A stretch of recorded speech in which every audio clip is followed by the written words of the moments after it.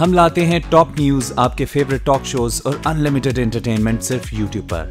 अगर आपने अभी तक हमारा चैनल सब्सक्राइब नहीं किया तो अभी सब्सक्राइब करें और बेल आइकॉन को क्लिक करके हमारी लेटेस्ट वीडियोस के बारे में अपडेट जानें। सब्सक्राइब कीजिए और हम आपको लिए चलेंगे आपकी फेवरेट वीडियो की तरफ, जहां पर वज़ीर-ए-आज़म आलमी इक़्तिसादी फोरम से खिताब कर रहे हैं। In this region, so this is perhaps the best place to start working on the fractures and creating connectivity. Thank you. Thank you. Thank you for putting that in a historical perspective and a very comprehensive view. And next, I want to hear from President of Asian Infrastructure Investment Bank, Mr. Jin Liqing. AIIB, as we know it, is really at the forefront of BRI, and you probably can help us answer one of the most frequently asked questions. Since its inception, how BRI has evolved in the last several years? You see, we now have 84 members of our bank. So I would say most of the countries of our who are our members probably fall into the category of so-called BNI platform.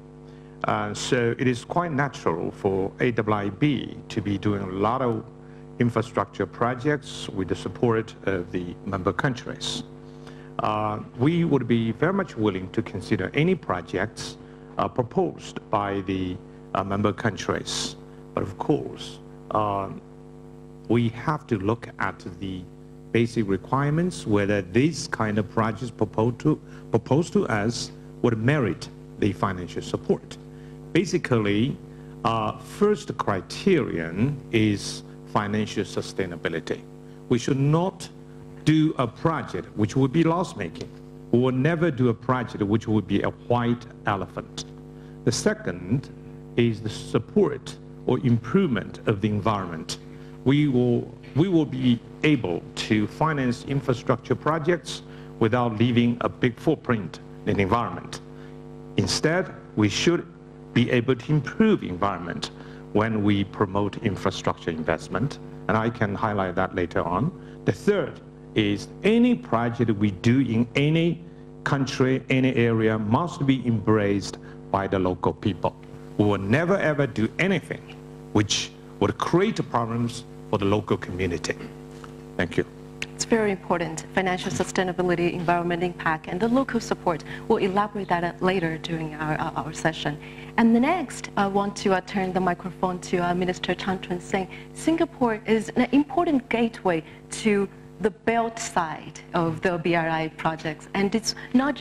What's your view from the perspective of the Singapore as a developed country, as the partner, and also as the financial and technology regional hub? Singapore welcomes the Belt and Road Initiative. Actually, we see the impact at three levels. There's the short-term, medium-term, and a long-term impact. I think the short-term impact is that it's an initiative that connects markets. It facilitates trades. It brings about better quality of living and standards of living for people around the region and across the belt. But that's only the short-term impact. There's actually a more important longer-term, a mid-term impact, which is that, as what the bank governor has said, that it's going to catalyze the local economy. And if this catalytic effect comes about, then there will be a positive feedback loop, not just for the local economy, but also the regional economy and its linkages with China. But I must say that there is a highest order impact, which is even a longer term impact, and this is how it brings about a system of a global economy tightly integrated together, and that will usher in a new era of growth for the entire global community.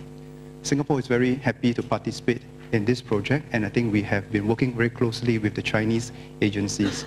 According to one Chinese agency, they always remind us of this number, the 3385, which means that 33% of all the outbound investment under the BRI initiative comes through Singapore, and 85% of all the inbound investment to China also comes from Singapore.